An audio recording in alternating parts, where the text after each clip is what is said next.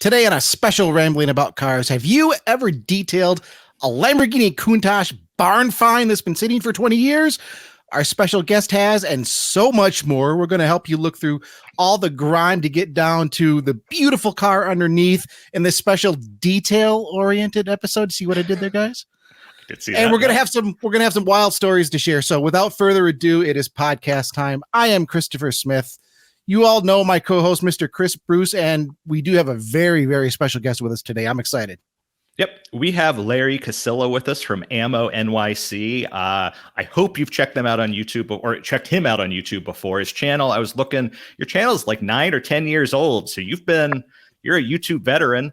You've got over 2 million subscribers on there. You've got a great Instagram. And in addition to detailing cars and really filthy cars, you also detail super expensive cars. Sometimes, like the aforementioned Countach, they're both super expensive and super dirty.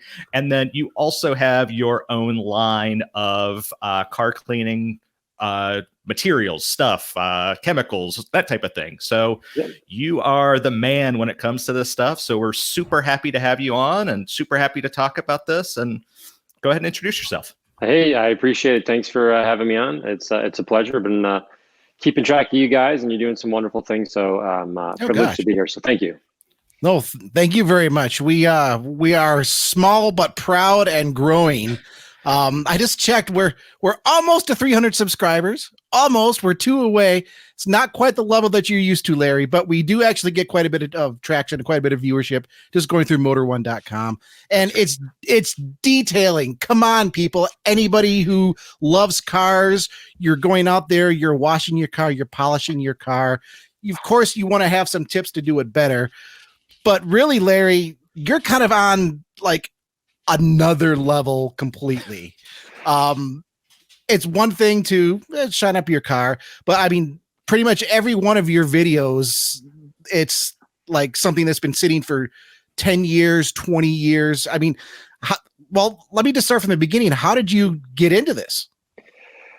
I've been doing it obviously a super long time, but the story goes that my mom saw me outside with a little plate car, that kind of thing. I have a picture of it, believe it or not. My mom took a picture that I just started washing it, and it was one of the pedal things back in the day in the early 80s, etc.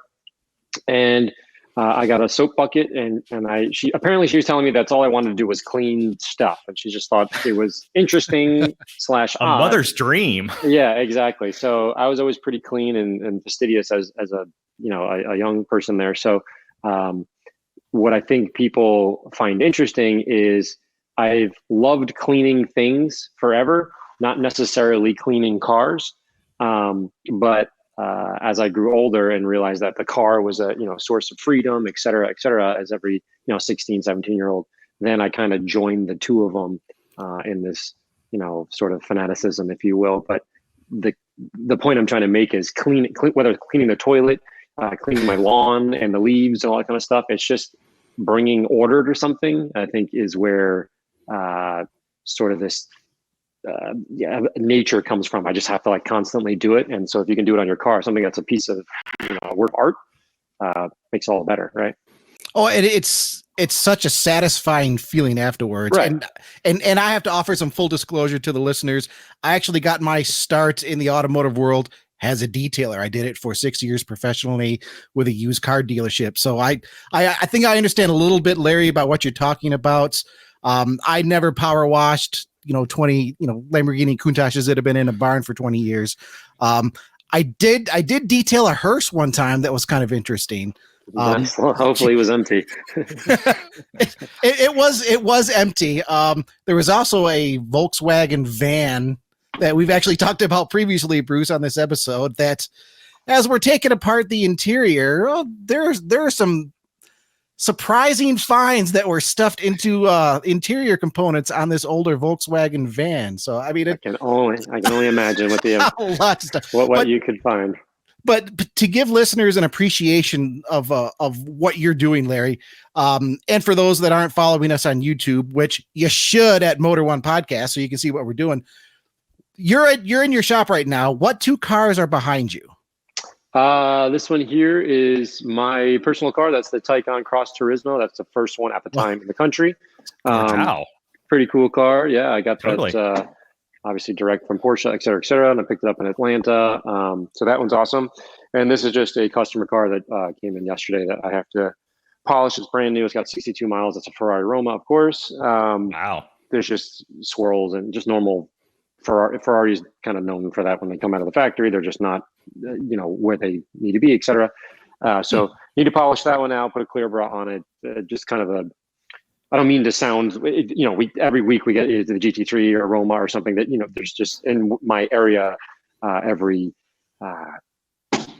broker from New York City or whatever that gets a bonus, or you get where I'm going with all that. So there's just this inflow of constant new cars. So can't complain. It's great. Interesting. It's not, certainly not the love of my life, to be honest with you. I think it's an interesting design. But for me, I prefer, I know it sounds crazy because I have, basically a computer back there I'm driving, but I still have the 964 and the R8 and, older cars. This one here is so digital. If I picked up, the laptop right now and brought it in there, I mean, everything, like, I just don't know what to push, and it's not even haptic. So to start, you have the steering wheel, and in between the steering wheel, where remember the old, like a 458 or, you have that start push button.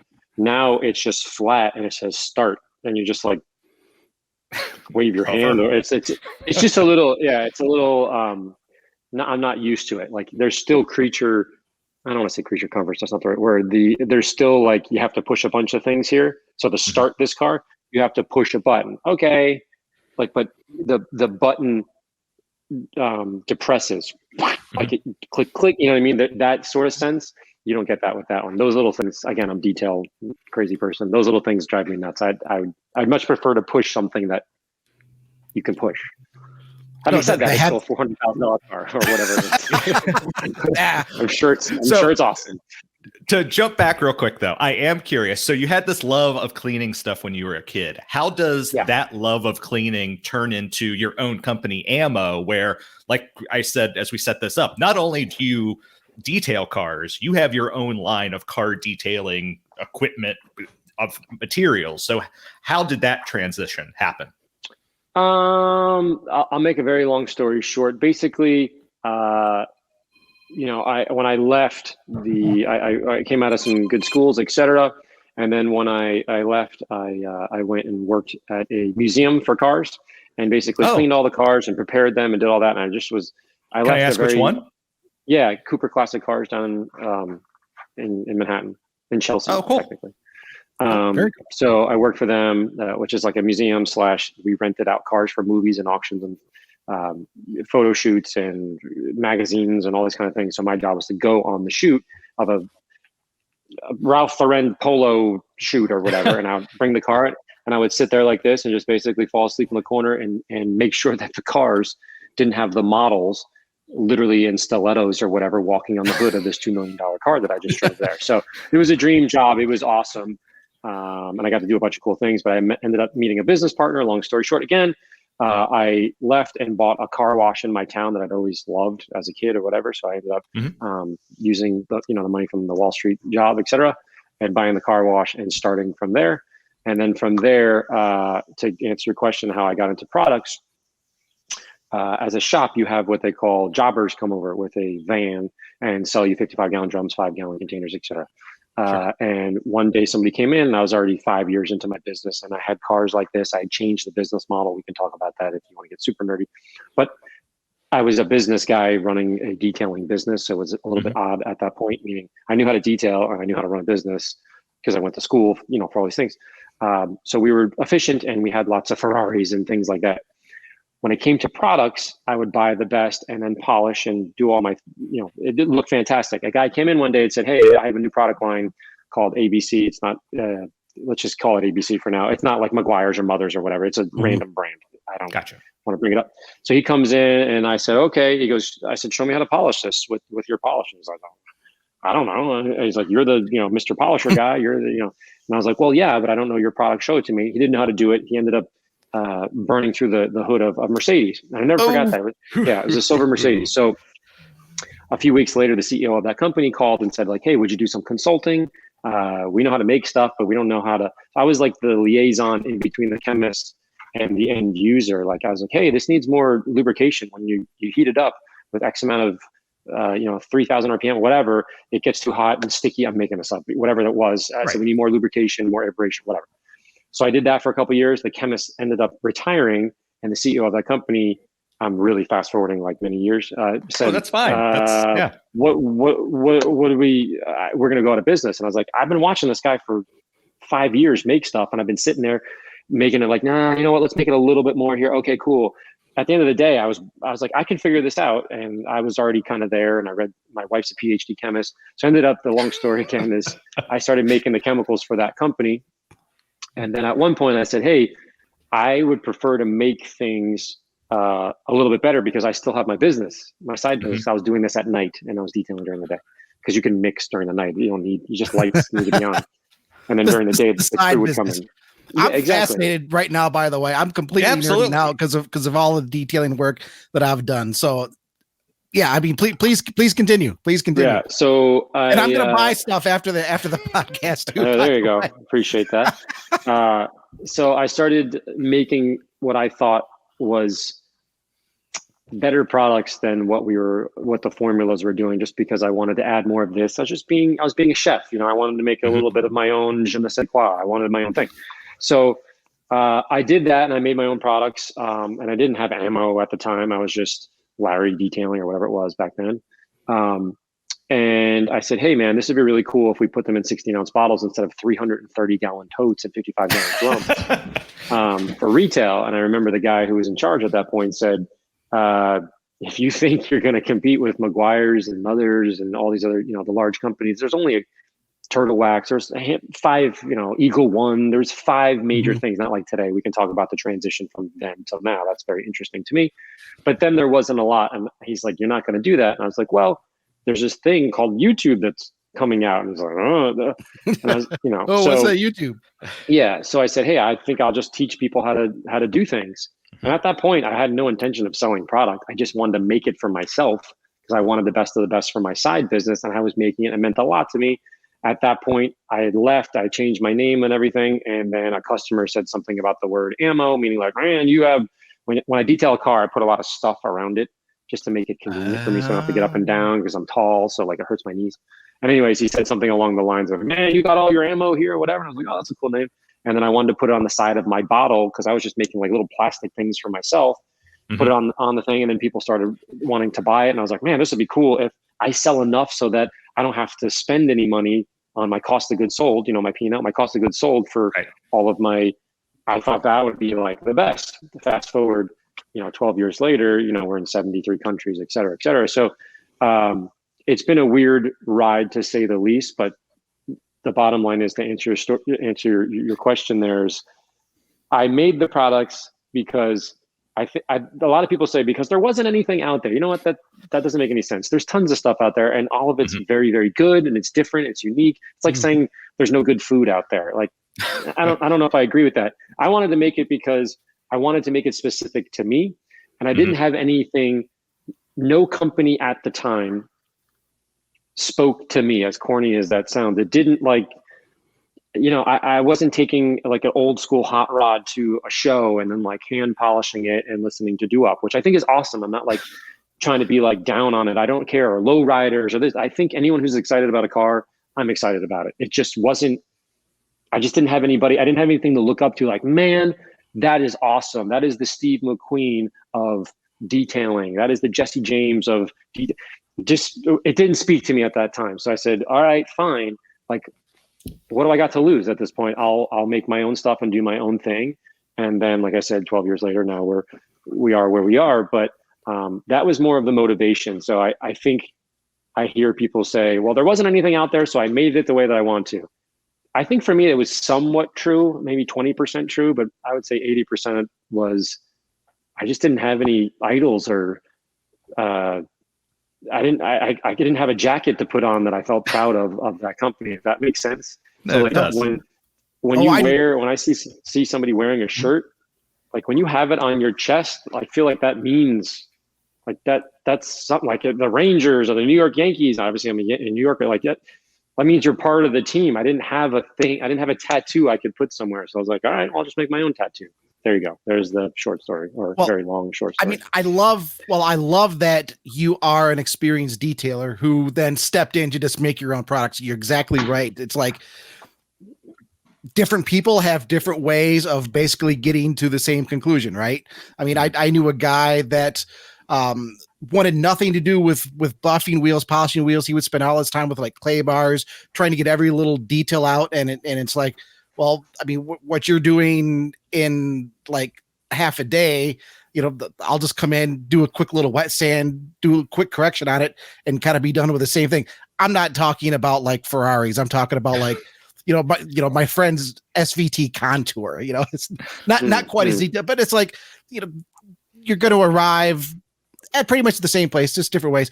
I love the fact that you're a detailer that stepped into the product. I think that's a big, I mean, it's not so unique now, but then I think it's different to be in a suit and focus on P&Ls and what's our quarterly earnings and what do we need to do to move more product and all these things that make sense as a business. I get it. But there's an interesting thing about detailing where I kind of don't like this word, but I'm going to use it because it just is ubiquitous or whatever. There's this weird passion that comes in, and there's very unique, fastidious type person who buys detailing products. And I think that translates through to the person making it. So my point is, if you're making a product and you're in a suit and you're not in the fight, to me, if you're not in the war, if you haven't been in the boxing ring, I'm not super interested in hearing all your thoughts on whatever that topic is. Like, if you're not a pilot and you haven't flown the plane and you read about it in a magazine and you've been on a plane once or twice, I'm probably not going to listen to you when you're telling me about how to fly a plane. You see what I'm saying? Like, So that was the difference, I think, back then. But there's plenty of awesome detailers now that, since the bar has been lowered in terms of, and I mean that in a good sense, meaning the bar for entering the business in terms of the chemical manufacturing, and there's 1,000 blenders out there. So the bar for entry, the fence to get in, has been much lower. A lot of really amazing detailers have made their own stuff as well and gone through that. So it's more prevalent now. We can talk about the difference, if you care, of where it was then and where it is now. It's changed dramatically, but back in the mid 2000s when I started or whatever, those things were just missing. It was just corporation, big suit. How many hundreds of millions can we sell? And there wasn't any like, let's get down and dirty and make some mistakes kind of thing. And that was like, oh my gosh, like, you don't want to do that. And then when YouTube came, the perfect storm happened, and I took the wave there, and people are like, whoa, this is cool. So that's how it kind of, somebody said that I respect in the industry, and I won't say his name. He's been around forever. He goes, I think you were the last one, he told me a couple months ago. I think you, meaning Ammo, were the last one to kind of get in before the door closed, where it's just like, there's 1,000 variations of it now. And, I mean that in a nice way, but the last one, I was like the last of the old school, new school. It's hard to, and I was like, oh yeah, I never even thought about it that way. Adams Polishes was another big one. Zymol, as opposed to the Mothers and Turtle Wax. And I remember the Zymol. There was a guy that I used to know.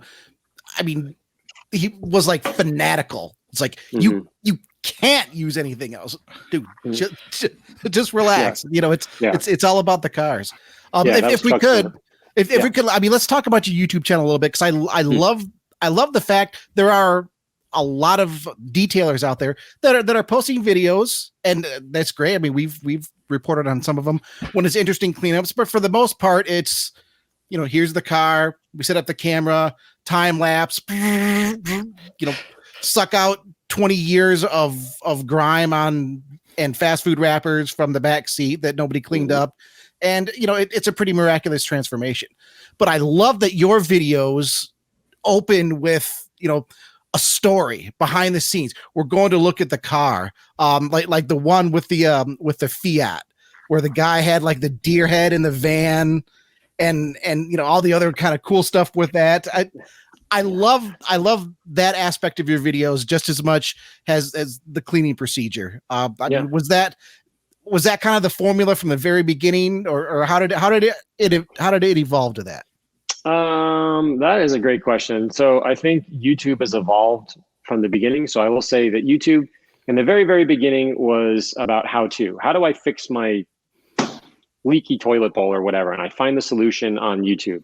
Now it's become an outlet for entertainment, right? So it's a completely different thing. So if I shoot a video on like the top 10 things that you need to know about polishing your paint, that it's like incredibly strategic and you understand specifically what's going on and it will help you do something good, fix your paint, etc. It's not going to get any views. It doesn't work like that anymore. So I shot a video series called the ATA, meaning Ammo Training Academy 200 series. I spent 6 months developing it. I spent umpteen amount of money producing it in California, renting a place. Just leave it at that. It's just the most, and I was very excited, and it was most meaningful to me. And it lost the most money on YouTube, and I lost the most subscribers. Why? Because it was so in depth. We probably went past people's attention spans and things like that. And I get that. I'm not, there's no ill will. I understand that now. My point is, years ago, we used it as an avenue for solving a problem. Now with the youth and the economy and COVID and all these other things where people are not, they're using that as entertainment. And that entertainment model has switched. So they want to see before and after in the fastest way possible. That was probably a year and a half ago. Now they want to see before and after. And YouTube only wants it to be as long as possible. Meaning I used to make 12-minute videos and now 16-minute videos, and now they're going to go 30-minute. Why? Because the algorithm wants longer videos so that they can put more ads in it. Because you have to think about it. Every one of these videos, people think you're making like gazillions of dollars. You're absolutely not. Certainly not in my industry. If I was doing like Wall Street stuff or investments or whatever, there's money there because when you pay ads against it, you know, they're making more CPMs. Sure. Who's buying ads against detailing videos? So it is to some degree a labor of love. Is there money being made? Absolutely. But per video, it is like astronomically. I mean, if it takes me, you know, it takes me 3 or 4 days to detail a car and film it, another 2 or 3 days to edit it, and then 1 day to do a script and voiceover. I mean, do the math on the days. That's a week.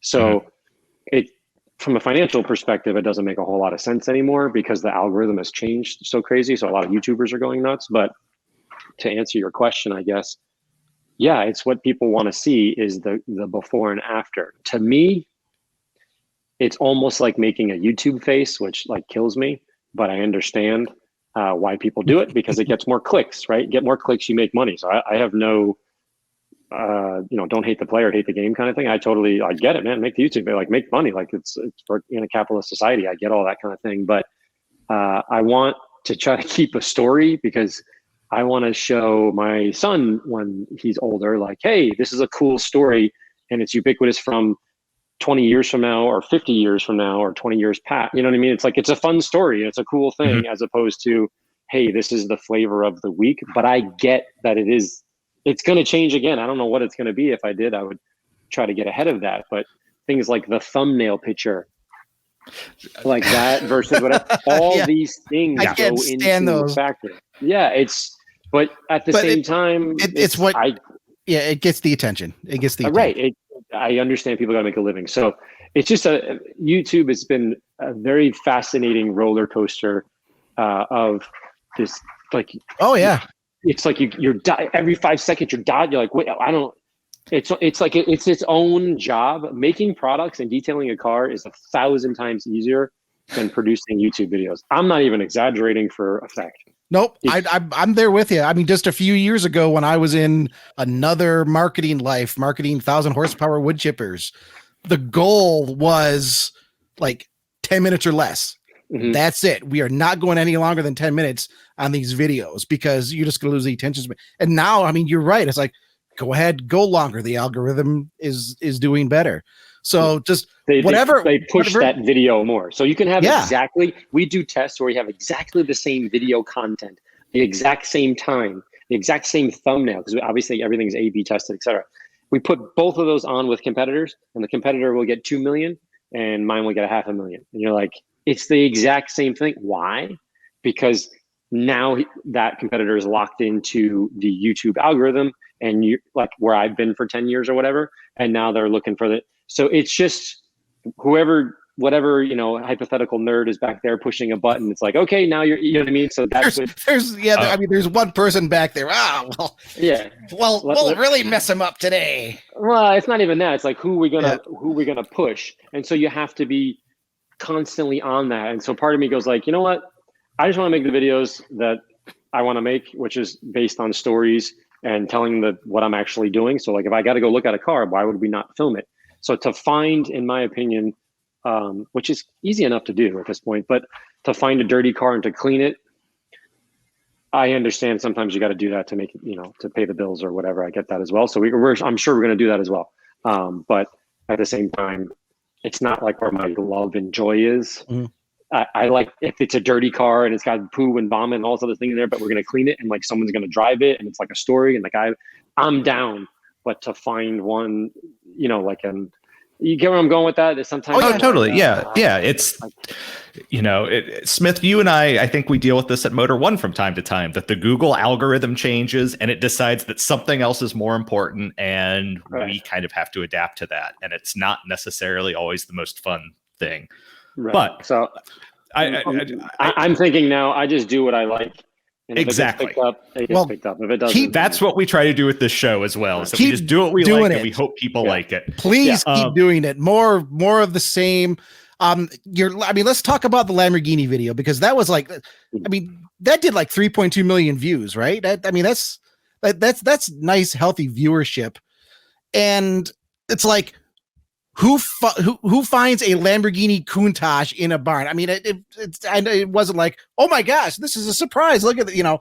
You knew it was there, but I think just the story of somebody putting a Countach just, in a garage for 20 years and just leaving it there, like no cover, nothing. I think that's just fascinating. It's fascinating, but you have to understand there's some things, I don't want to say journalistic integrity, because I'm not a journalist and whatever, but there's also just integrity. So there's a lot more going on to certain stories that it's not like I'm keeping a secret from people, but I do for the respect of that gentleman. Of course. It makes sense that was left there, because gotcha. I would burn all my cars down if it meant I would be able to do some more things with my kids and my family and all the things that you guys would do as well. I just don't think it's ethical for me to put that. It's not my story to tell. But if you can read between the lines, it was it's a bummer that was sitting there. But I probably would have kicked that and burned it down the street if I was in his situation as well. So he got to do what he felt was right and spend some more time with some people that he cared about. And, awesome. So I was this close to putting it in the video so that I was trying to shield him from all the knuckleheads leaving comments about, why would you leave that in there? It's like, well, yeah, this guy freaking loved this car. Like he couldn't stop talking about it. He was actually crying when I left and I didn't want to film it, blah, blah, blah, all this kind of thing. Wow. Like, he's a good guy. He just had to focus on his family. And I was like, dude, totally got it. I'm here. And so I felt that I had to tell the story the best I could up to a point. It's a great story. I didn't want to say like, hey, this guy, his XYZ family member did this and this, and, he wanted to like stay with them for the next X amount of years and take care of her. So, there's a lot going on there, but you get where I'm going with that? Yeah, no, definitely great story. Tell us about, we're looking at it a little bit now. And I've seen the video, but tell our listeners just about what you went through to bring this Countach back to life. And it did come back to life. Yeah, there is a lot going on there. It was out in Connecticut. A buddy of mine, Vinny Russo, who I've known forever with Matt. We've just, been in the same clique. What's weird is this YouTube thing, we all started together, Matt and Chris Harris and Mike Musto. And Matt Farah, just to clarify Yes, Matt Farah, we went to high school together. All this, this was like a thing that we just did before there was YouTube. So, anyways, Vinny is mutual friends of ours. He works for a company called The Curated down in Miami. And they found this car and said like, hey, it's up in your neck of the woods. It was like 20 minutes from me or something. Can you come and, film it and do all this stuff? And so that's where the credit goes to them for sure for finding it. But in terms of, restoring it, it's challenging paint to do. Because, a lot of these cars, specifically the older Lamborghinis, as I showed in the video, were painted in a barn. they were just, that was Yeah. kind of an afterthought. Like, let's make it nice and red and beautiful, but that kind of thing. It wasn't like it was today. So what that means as a detailer is you're getting, like you're just throwing the dice. I have no idea what I'm going to get from one panel to the next. So in that mindset, you can't just go like, okay, step 1, we're going to do this. Step 2, we're going to do this. And step 3, we're going to do. It doesn't work that way. You have to like kind of open it up and be like, okay, what does this paint want? And the door could be totally different than the rear, which it was, by the way. There was just different panels on. So that's what makes these cars to me interesting. Is it's not like, like close my eyes and be like, okay, if I figure out one panel on this, it's just like everything else. I just put my headphones in, listen to some music or a podcast, and then do the labor. This car is just constantly like it's boxing with you. You got to like know what you're doing on everything, other you're going to burn right through it. You burn through that paint, you're going to have some trouble. So it was for a fun, anyone who hasn't watched the sure. video real quick, what you're saying is that you go around with your paint gauge and you showed that the various panels, the level of the paint that's on them is different from panel to panel. And you point out in your video, usually that would mean, oh, this was resprayed or something like that. But no, this was it. It came out of the factory in Italy, and that's just how they did it. And so it, like you're saying, it's a much bigger challenge because panel to panel, you have to deal with something completely different. Right, because it can be painted at different times. Because nowadays, if you look at cars that are painted, they're so razor close. Why? Because there's arms. It's all automated, and you're within like thousandths of an inch. Totally makes sense based on the temperature outside, the temperature inside, if they had to refill the tanks of the paint or whatever. When you're talking about an older car or a body shop car, the reason it's drastically different is every human is different, and we're not machines. So like even, I scratch my nose or I go take a sip of water, you're just going to lay down a little bit more, a little bit less paint in certain areas. Little areas they're going to sag like on vertical pieces, right? If you spray it, the paint is going to drip, right? Based on how he mixed it before. The point I'm making is there's 1,000 different variables, but if you get a brand new car, it is spot on because it's all computerized. So back then, obviously, they didn't have computers or whatever. There's just an old Italian guy in a barn painting it. That's why they're all over the place. It's kind of funny. So no, I'm glad you bring that up because, I mean, I don't know how many people listening out there have done paint correction or using a high-speed wheel. You can be going along just fine. And I mean, I did this especially early on when I was trying to learn. Fortunately, we had a used car dealership where it's like, if you burn through the edge on this 15-year-old Suzuki that's currently flat red, not a big deal, right? And I mean, the thickness of the paint, be going along just fine, and all of a sudden, the paint's just gone. It's extraordinarily. I guess I would describe it like this, and see if you agree. It's pretty easy to just do a quick detail, but it's extraordinarily difficult, and it takes considerable experience to, for lack of a better term, not beep it up, right? Yeah. So there's a difference. I mean, there's always what is the definition of detailing kind of thing, but in that particular case, I call it preservation, meaning I'm doing everything I possibly can to keep as much paint as possible and make it pretty. And I think that subtlety is what detailers need to try to do when they're describing it to a customer, so that they go like, oh, that makes sense. So I'm not detailing the car.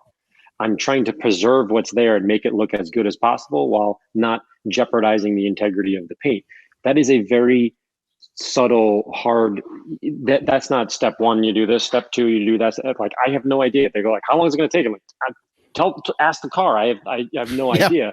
It's not one of these. Okay, fine. We can get within an hour or two, and I can figure out in my mind, okay, this is going to cost this much because this will be about this much time. When you're doing a car like that Lamborghini that we're talking about, that's just like, either you want me to do it or you don't, and when we're done, we'll do the math. I don't know. Yeah, we'll figure it out afterwards. Right, and 99% of the people are like, just do whatever you got to do, because it's going to cost more for us to repaint it if you burn through an edge. So it's like going to, like, lack of a better word, please, but like the craziest plastic surgeon, and you're doing like a face. It's like, whatever you need, just leave, make it as nice as possible, because I got to walk around with this. You know what I mean? So I don't want to have to get it repainted, or I don't know what the rest of the analogy is there. So most of the customers are understanding that this isn't a cookie cut kind of thing on those cars. Right. Well, I mean, the Lambo came out just fantastic. Yeah, it came out great.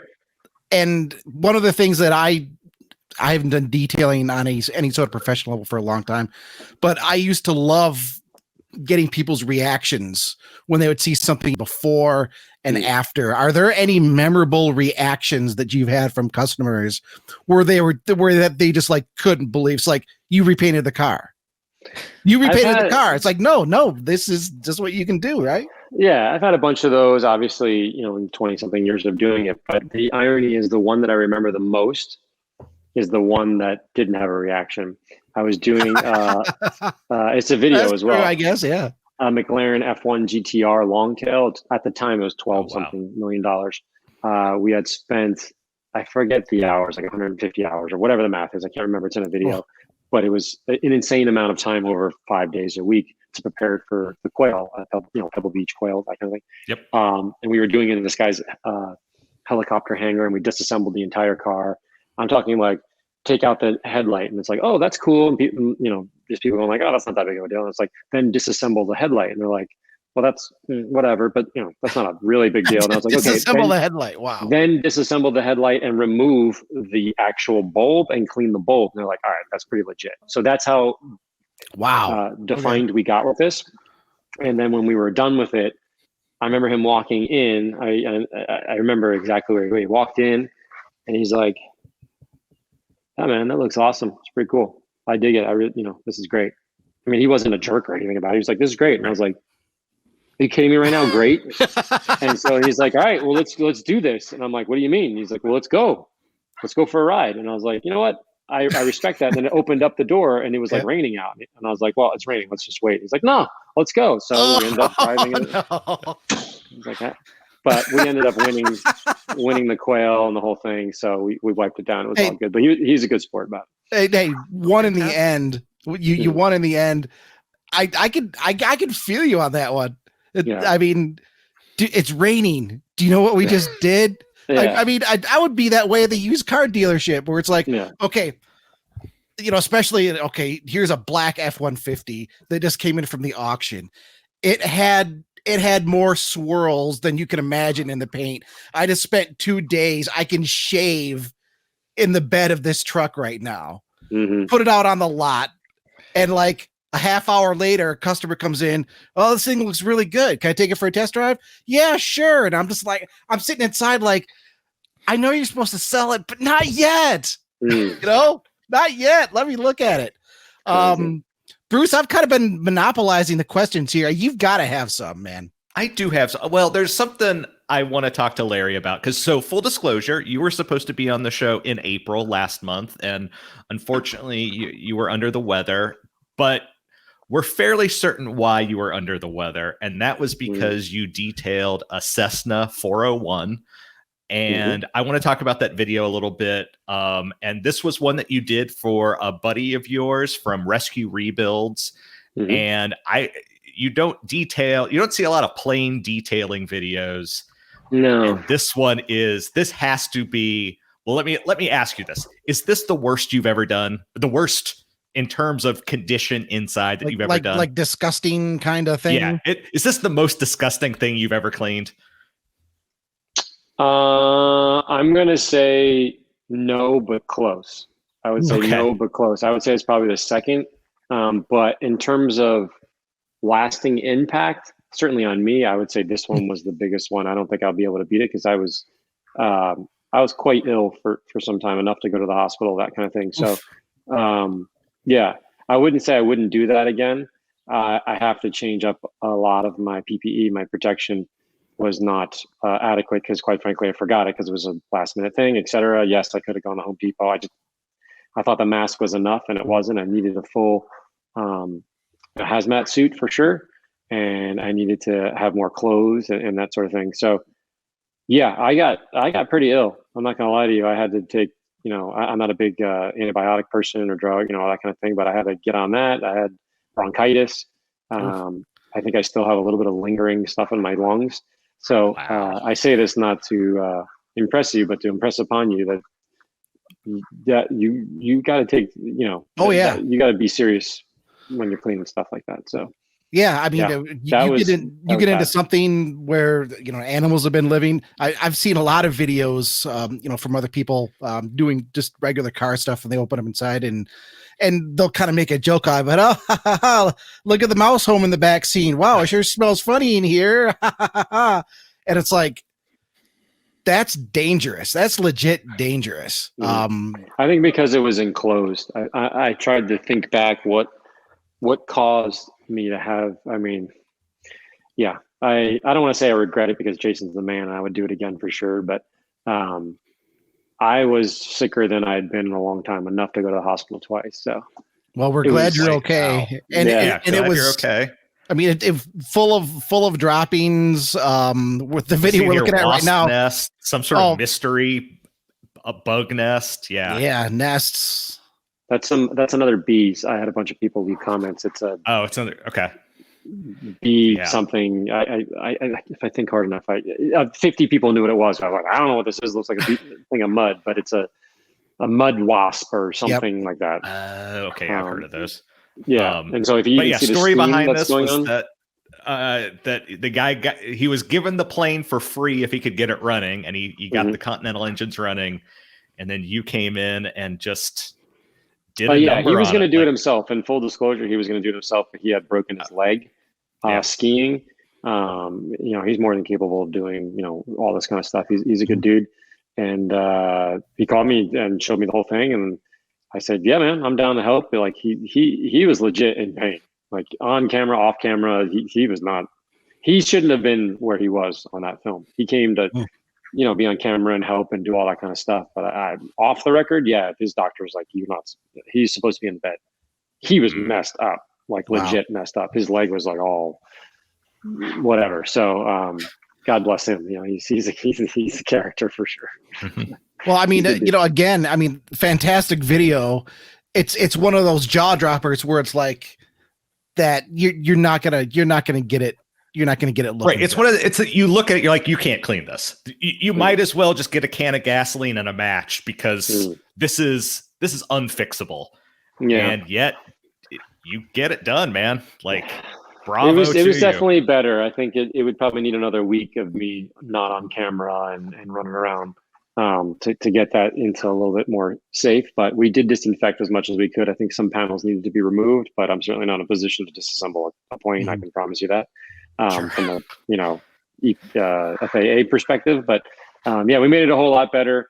I do think he's going to have to replace a few things here and there, but from what I understand, I think it's running now. I'm not sure, but the goal is to get it up in the air this year. Mm-hmm. Well, what's the most disgusting? Yeah, that was going to be my question. If this is number 2, what's number 1? Because I'll preface this really quick just by saying to give you some perspective. I once took apart. It was a 1990 like 1 or 2 Jeep Cherokee that belonged to a doctor that only had like 40-some thousand. It was like ridiculously low miles. It was the doctor's dog vehicle. It's the only, he bought that specifically to carry his dogs around, otherwise, he's driving around in his Mercedes. So it spent 40,000 miles with big dogs in it. And I mean, we had to get it repainted because dog slobber had eaten through the paint on the outside. We had to replace some trim panels because dog slobber had melted plastic on the inside. What's the most aliens? Like it's just like several years of big dogs. And I mean, dog hair at that point it basically wove itself into a floor mat. I mean, it not like into the floor mat, like it was its own floor mat, Right. What's your worst? What's your worst? I know it's got to be way worse than that. It's different because this was like more real estate of bad things.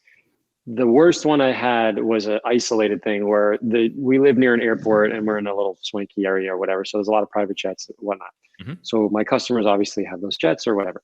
This was an A4 back when A4s were like, it was A4 convertible. It was like all the rage or whatever back then. Brand new. I think it had a couple 100 miles. They had just got it that week or month or whatever. And when you go on a private jet that is yours, I guess you have to bring your own food and because you want to stockpile it because you have guests coming or whatever. And this woman got a bunch of food and long story short, she left the crab legs in the car, went, on the plane ride or whatever, but the car is on the runway, it's parked on the side or whatever. And it sat there for a week and a half or 2 weeks, and it leaked in the back of the car. So, okay, whatever, not a big deal. She brings it in and she's like, I don't know what to do. It smells so bad. I'm like, no problem. I can get it. I actually have pictures of this as well still. And I put my hazmat suit on and a big mask because it stunk the whole shop up. So I had to do it outside a little bit just to get, and so I shampooed it. I did it or whatever. Still didn't work. Shampooed it, did it, whatever, didn't work. A couple of days, I'm like, man, we're up to back then it was like $1,000 or whatever, which, was nothing today, but $1,000, this is ridiculous. She's like, you got to keep going. So then I started to disassemble the rest of the car, and I was scrubbing the actual metal, like the frame of the car inside. I've been there. Yep. And disassembling all of it. Again, after a couple of days, I said, I can't do this anymore. This is getting ridiculous.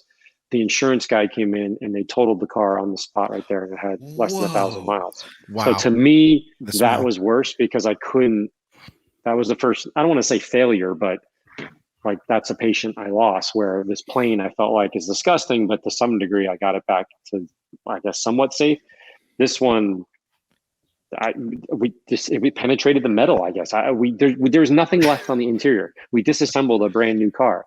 So to me, that still stands as the worst one ever. Yeah. Nope, I'm there with you. There was a vehicle that I did once that had just been, it must have been smoked in for like 10 years straight, like 10 packs a day. I mean, cigarettes and nicotine, it's just the absolute worst. I would rather do the dog vehicle, I think, or at least the carpet. It's like you can yank the seats out, you can yank the carpet, power wash it, put it back in. Okay, good. But trying to get like the nicotine smell out when you've got to clean the seat belts. You've got to clean the seat belt mechanisms. It's in the headliner. It's behind the trim. Yeah. It can get into like the padding behind headliner trim. Oh yeah. And trying to get all of that, we would have a guy come in with one of those ozone machines. He's like, yeah, I can take care of this. And, he would run his ozone machine for like 3 or 4 hours and then, go and then, no. And the next day it's like, well, it kind of smells the same in here. Yeah. An ozone machine, you say, huh? I got one right here. I mean, it can work on some reach. Stuff. I'm surrounded by cleaning stuff. So I'm curious. So someone at home, they have, a fun car that they drive on the weekends or, when it's sunny or something like that. Mm-hmm. Maybe they don't necessarily want to take it to the detail, or maybe they don't consider it's that bad. They just want to, keep it shiny, keep it looking nice. Do you have any tips? Like, what do you do for just, for kind of the simple upkeep kind of stuff? Should you take it to a car wash? Should you do it just by hand? Give us your thoughts. Yeah. So, I mean, right off the bat, I think people need to understand that anytime you touch a vehicle, anytime anything touches a vehicle, it needs to be lubricated, whether that's water, whether that's soap, whether that's spray wax or whatever. And I think that when I'm starting at the very beginning with people just saying like lubrication is everything, your engine doesn't run without lubrication, etc. That's what causes a car to look not great. And I'm using we're talking 10,000 foot view here. So I say, as an example, this is just an example to get people to go, oh, I say in seminars and things, what's the number one cause of damage to cars? And they go like, well, tree falling on it, car washing, this and then. And I go like, you know what? Actually, it's you people. It's us touching the car. I call it love marks because we love our car. We have to touch it. We have to wipe it. We have to do that every time you get it. Oh, look how smooth it is, that kind of thing. So this mentality of having to touch our cars all the time is actually what's causing most of the issues. And I think if people start to think about that, because in theory alone, if you bought a car, you cleaned it and it was absolutely perfect from the day that you got it, and you never did anything to it, just drove it and did everything, and it's dirty and gross and junk.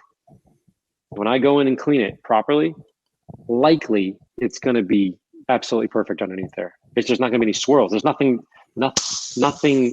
ground, nothing, again, I'm saying in theory, and there's a million other things that could go wrong, et cetera. But conceptually, they go like, oh, and I go, yes, just the improper washing of your car is what causes it to have the issues. Then you have to pay someone like me to come in, correct those issues, and then basically it goes back, and then they come back into the emergency room. It goes back. So I'm like, just skip that part. Eat your apples, exercise, metaphorically speaking, Right. eat healthy, do all those things, and you won't have to go into the emergency room all the time. So that's where I start off with people. The second thing is, I would say regular maintenance is better than just kind of like hardcore. How do I say this? Like going to the gym on a regular basis is better than going once a month and working out for 10 hours. Again, you see the subtlety of what I'm saying. So this, once every week or once every 2 weeks or once a month or whatever it is, because I know people are busy. I think doing it yourself is going to be much, much better, or paying someone who's understands these concepts. I think you'll be in good shape. So you said bringing it to a car wash, meaning a mechanical car wash. I can't speak to every single one of them, but in general, not every single one of them, but in general, you have to think about when you're in a car wash line, you're sitting in line and you're waiting to go in. Usually what's behind you is something different than your car. So let's say you're driving this $400,000 Ferrari. No problem. In front of you is probably a dump truck, and behind you is a Honda Civic or something, right? We did the wide range of cars. Of course. When that truck goes through the car wash, they have to have enough cleaning power to clean this dump truck off in this random fictitious example. When you go, okay, the truck goes through, it's shiny, it looks amazing, it looks great, right? The chemicals are doing their work because you're not really agitating it, in this normal car wash. Maybe there's some car washes that have people there, but normal, when you get, the traditional, you get where I'm going. Of course. Mm-hmm. Then the Ferrari goes in. Okay, great. Now the Ferrari goes in. There's nobody really back there going like, let's dial back the acidity of this. Let's dial up this and let's change. No, there's again, I'm being kind of silly here. There's, a 17-year-old. Yeah, they're sitting there playing on their phone, chewing gum. She's not sitting there, she's waiting for you to pay and get out. Of course. So the point I'm saying is it is a one size fits all, and you have to make that one size for the largest person walking in, for the dirtiest car walking in.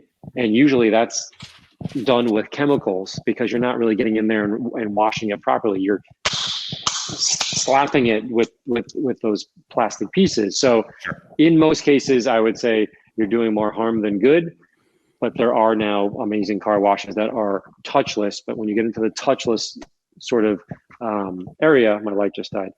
When you get into the touchless sort of scenario, you're now increasing the chemical aspect of it more than the physical touching. So they're not equal, and then one is just not touching, and they're not equal. The chemicals are stronger because you're not agitating mechanically. So they go like, oh my God, that's probably too deep and too nerdy. Bottom line No, it's not at all. I've never thought about it like that. And that is a fascinating perspective. And it's good that you're an expert, because like I said, I'd never thought about it like that, but that's a very, very good point. Right. Find somebody who does a hand wash proper and pay a little bit more, or get out and use it as a therapeutic moment. Because I do think cleaning your car is therapeutic. Like, I've had a very long day, and I've had actually a pretty awful day with all these manufacturing issues and waiting for things. It's just been, So I'll go home tonight at my house and I'll wash my car, which people think I'm crazy. I'm the car wash guy. I have to, no, I do that to just like, I just need to everybody's got to leave me alone. I just need to chill for a second and rethink what was going on. And then I'll be back in my mode. So my family kind of knows that. So I'm saying, hey, use it as a therapeutic thing. And the byproduct is you get a car that's nice and clean, cool. Your neighbors look awesome. You drive your hot car. Okay, great. But the other thing is, what's the second most expensive thing that you purchase in your life? Is probably a car, if I had to bet something, versus your house, right? So you clean your house, I hope. If you don't think, certainly nowadays, if you don't think that maintaining your car or the value of your car isn't going to come back to you, you're out of your mind. Today's market is a random example. Probably the best example in today's market is crazy. Years. Right, exactly. Yeah. So you get my point regardless. Yeah, I just think that regular maintenance should be done. And I respect people that are like, I don't have the time, I don't really care, but at least pay the right person to do it. Sure. And try to stay away from those. Be cognizant of what happens when you go through a tunnel wash. That's all. Nope, it makes a big difference. And I remember back in dealership days, I knew guys that would buy just some of the nastiest looking cars they could find at the auction. All they would do is take them home, give them a good cleanup, a good detail, take them back to the auction and resell it again. And it's like, oh, well, this car was here last week. No, it wasn't. This is a different car. And they're paying a lot more for it. So, I yeah, totally, it's, I absolutely 100 respect that guy. Totally makes sense. That's yeah. my kind of guy. Like every car has this amazing potential. And so I love looking at the ones that are super dirty and being like, I can make that thing sing in probably a day and the value would be crazy. I get excited about those videos. So, So that's do my I. mission. Is there one that you remember that even surprised yourself where it's like, I think I can make this look really good, and then when you were done, you're like, damn, I did not expect this. Is there one? Yeah. Wait, hold on, real quick, Smith, because I want to give Larry some free promotion here. He has actually been doing that on his channel. He took an Acura RL or an RLX, and then this Audi GT, and has done exactly that, where he bought these cars, cleaned them up, and then sold them for a profit. So if you want to check out those videos on his YouTube channel, you can. Right now, I have an 82 Trans Am that I bought for pretty cheap because it was not in good shape at all, and the guy just needed to get rid of it. And I cleaned it up, and it's sitting outside. It is unreal. It looks amazing. It's the the Knight Rider car, that kind of thing, Trans Am. And I already sold it. Sold it for more than double what I paid for it. Yeah, nice. Cool. I've done that a few times over the years. I've done that a few times. I had a Geo. Well, it was a Chevy Metro. It was late enough to be a Chevy Metro. The only thing I did was replace the exhaust on it and then just detailed the hell out of it. And I drove it for a few months because that was like back when gas was $4 a gallon for the first time. It paid. I was driving back and forth from Ann Arbor to Dearborn. It paid for itself within like a couple months. Prices started to come down a little bit. Put it up, sold it, and made about $1,000, I think, on the turnaround. So yeah, but Smith, I interrupted your question. Just clean is the way to go, folks. The one that surprised you the most. I want to hear the story because I've had a few over the years, and it's such a great feeling afterwards. Yeah, I can't think of one other than that 82 that's outside because that was pretty bad. That paint had single stage paint. The guy left a bunch of boxes and stuff on it. It's on my Instagram page right now, probably 3 or 4 I am literally pulling it up as you speak. So there's boxes and junk on it. So the paint was pretty scratched up. And then when you polish, as you know, single stage paint, that's the best paint to polish as far as I'm concerned. It's just I got all the time in the room, and I can maneuver and manipulate that thing. You can see the difference.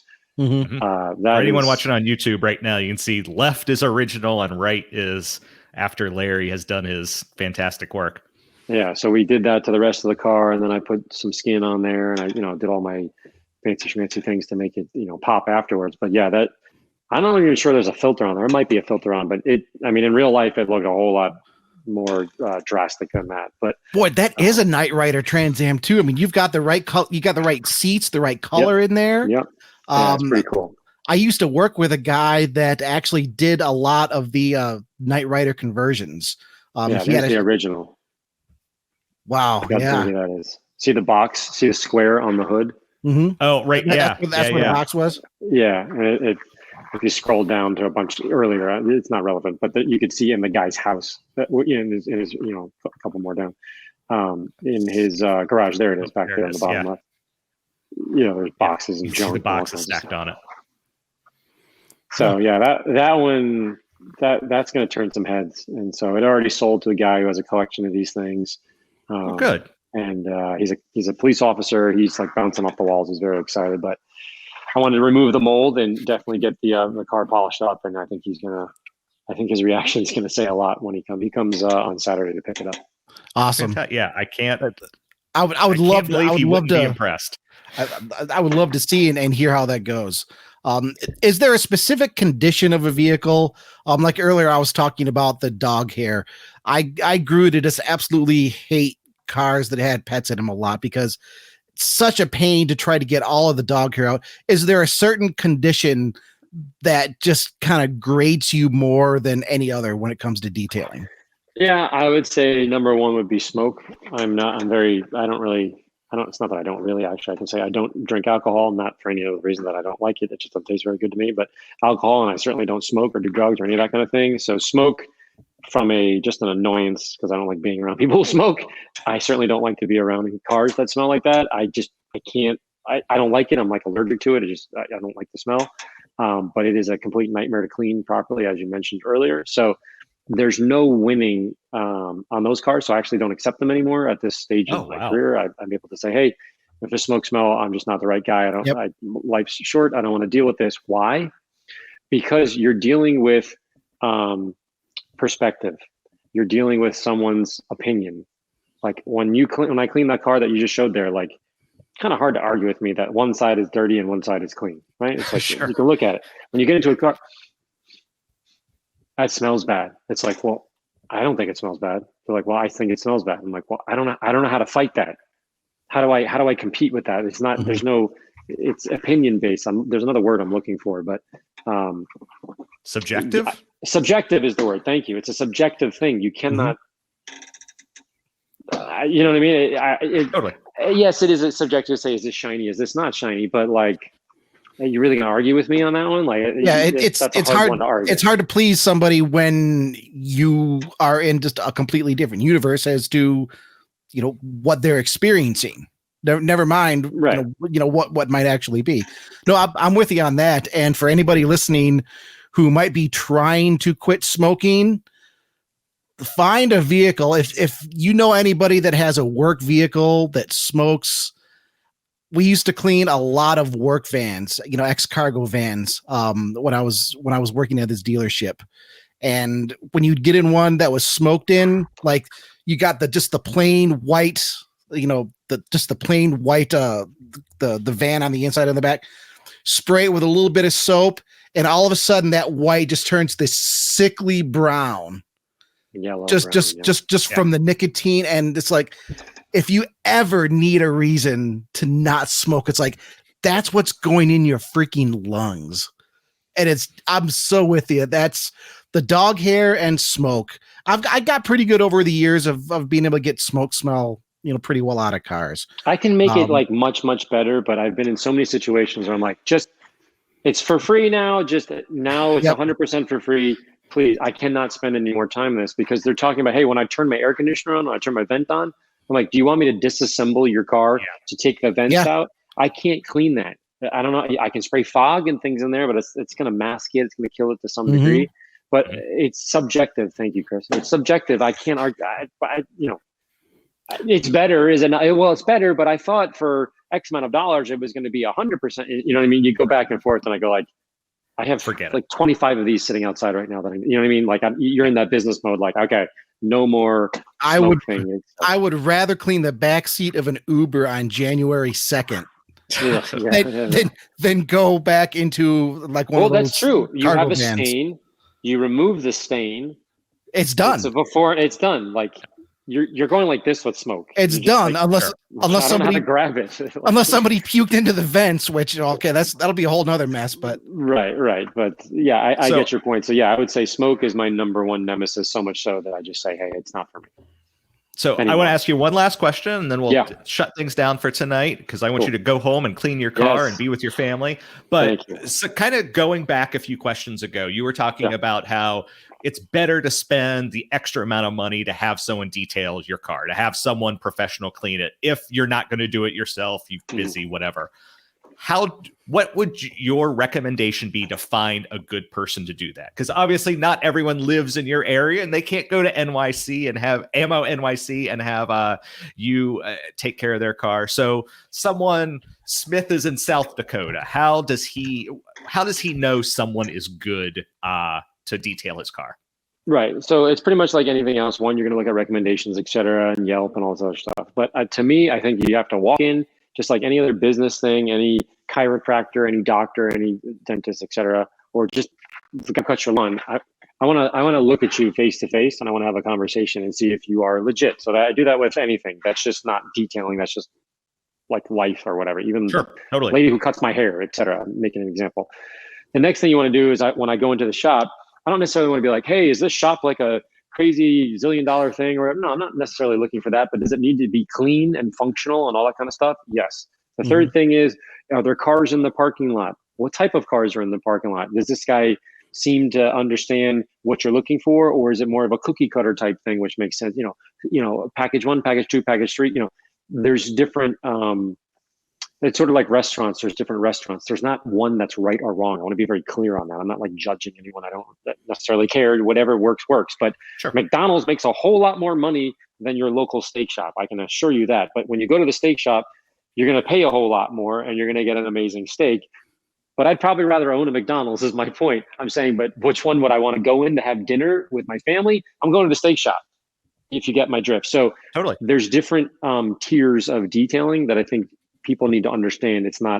You're not just going to eat food, the general word of food. When you eat food, you eat different. There's a million different things. Same kind of concept with detailing. So that third thing, when you walk in, just know where you're going and understand the pricing. And subconsciously, this is probably wrong, but this is a great marketing thing, is when I look at it and I see that if it's like the cheapest place in the world, it's definitely a subconscious thing where your brain goes, why is this so cheap, right? Right. But the people that I talk to and try to train and all that kind of stuff, professional detail, when I first started, I looked at the plethora of people that were doing detailing in my area. I went and I looked at them and I said, what are they doing? And that was in my business mode in the early 20s. Mm-hmm. And then I said, if you start chasing the price, meaning discount junkies and things like that, you typically have to cut corners on a bunch of stuff to make any profit. So instead, charge 20% more than the highest guy in your area and be the best of the best and show that. And I think subconsciously customers come in and go like, oh, wow, this guy's really expensive. He's got to be good. Let me see all the things. Is the shop good? Is the place good? All the things have to back up. I'm not saying he's terrible and he's charging more. Of course not. All the things have to be in alignment. But that sort of feeling when you walk in is a feeling that you can't really do unless you walk in. So the bottom line is, if you're really into it, take 5 minutes and walk in and have a conversation, shake hands. You're like, hey, I would like to do this weekly, bi-weekly, monthly, quarter, whatever fits that person's schedule. But talk to them, look at where it's going to be. Is the person dressed appropriately? Are they clean? That's part of the training thing I'm talking about in my next academy that I'm trying to do, is like, you have to be clean if you're going to be cleaning someone's car. Presentation matters, not only presentation, you personally, yes, but also the vehicle. Like, it's all right. How are you carrying yourself? Are you clean? Are you not smelly? Are you, we work in smelly things, so that's not like an offensive thing to say. Like, I'm smelly because I can get in the car. I have a shower upstairs because I don't want to take it home. I'm not saying everyone. You get my point. Like, totally present yourself a certain way. So as a customer, you come in and you're comfortable. Same thing. I think compare them to someone who cuts your hair. I think because they're so physically close to you. Like, I don't want to be around like, hope this person's clean and like understand, like you can tell they have a history and they know what they're doing. I like that comparison for some reason, because haircut people I think are just as weird as detail people. There's, you know what I mean? They have like their own culture and their own like thing. Yeah. So I kind of compare. You're not wrong. You know what I mean? There's like this subculture of haircut. You are not wrong. Totally. There's such a subculture in detailing. Like I was saying earlier, I've just been around so many people over the years that they have their way of doing it. This guy has his way of doing it. It's a total culture, but we're super stoked that you were here with us today to talk about some of your experiences, which are for me being a former detailer. And I mean, I don't do it professionally, but a couple weeks ago, Mustang came out after primarily being stored for the winter. So, busted out the wheel, just, did a quick single stage on the outside, got it looking nice and pretty. Oh, here's a question I'll ask you really quick before we go. You wash the car. A, do you use one of those wiper squeegee things to get the water off? B, do you use a chamois? C, do you use a towel? Or D, do you use the special water that doesn't spot up and just let it dry naturally? Well, I can tell you right now, A and B are absolutely no, 100,000% no. You're not using a squeegee. You're not using a chamois. Chamois, I call them the rigor mortis towels because they're stuck like this forever. So you don't use that. Those people are not washing them on a regular basis, nor do they have any fibers that collect things, which we'll talk about in a second.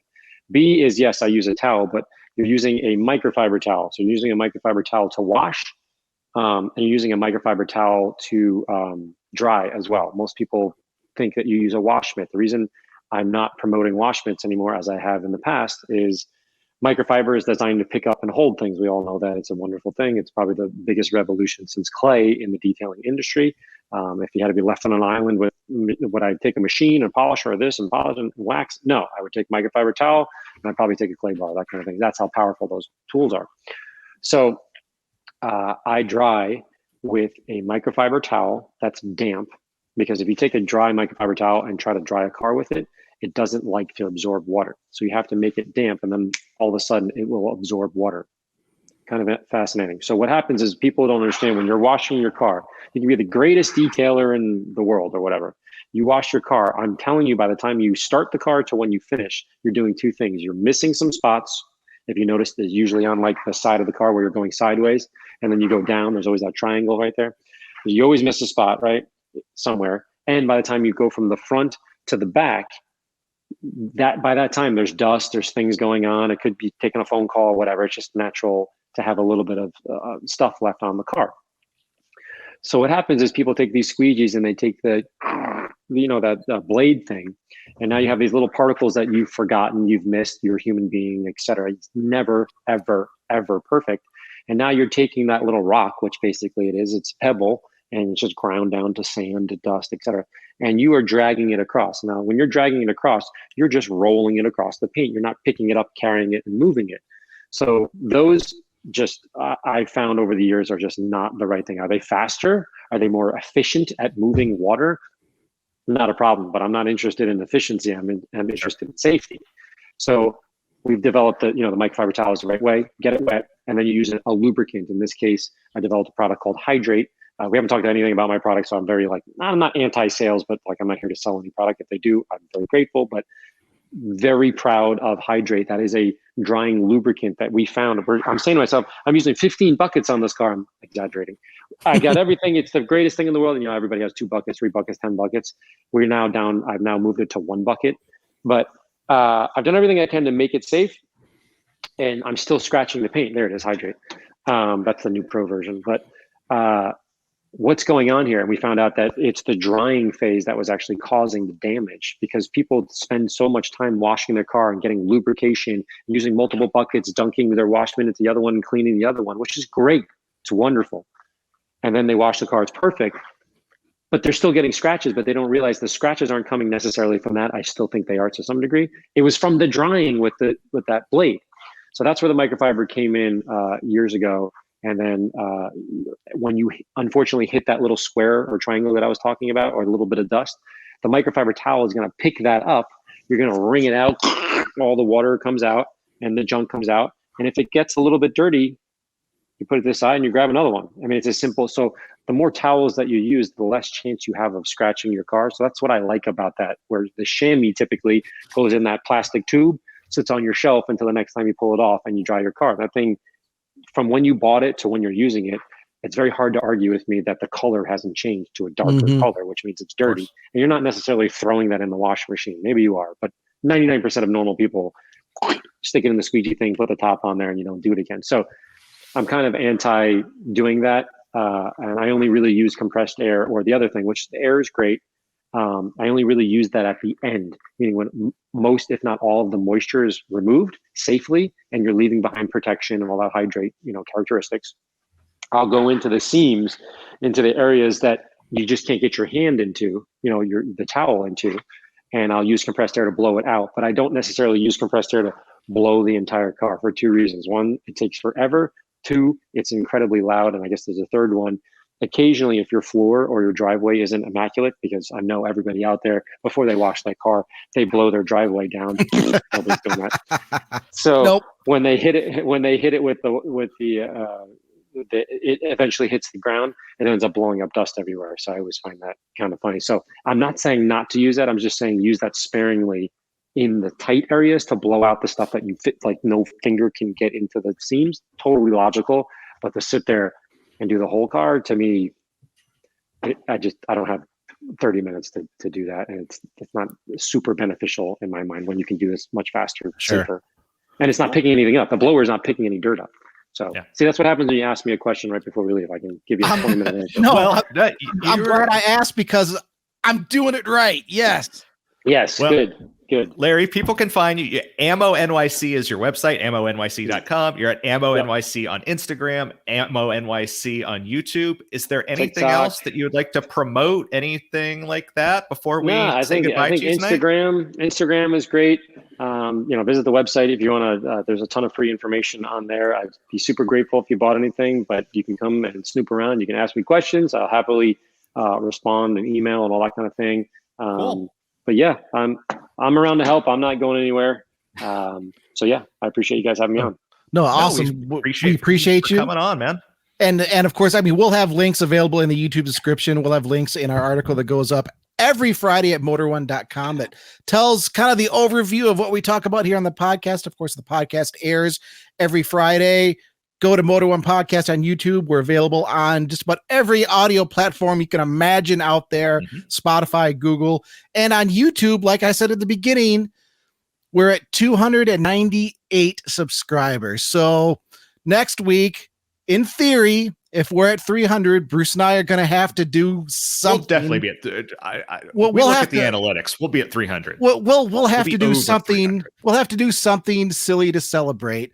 Sure. But if we're at 400 subscribers next week, if we're at 400 subscribers next week, we'll drink some jalapeno sauce. How's that? Sure. Yeah. But there you go. Let's let Larry go home and enjoy his family because he deserves it. Thank you very much for being here. Thank you so much for joining us. Happy to help. Yeah, man. And talk to you later. And thanks for being with us. So you got it, guys. Be well. Bye-bye.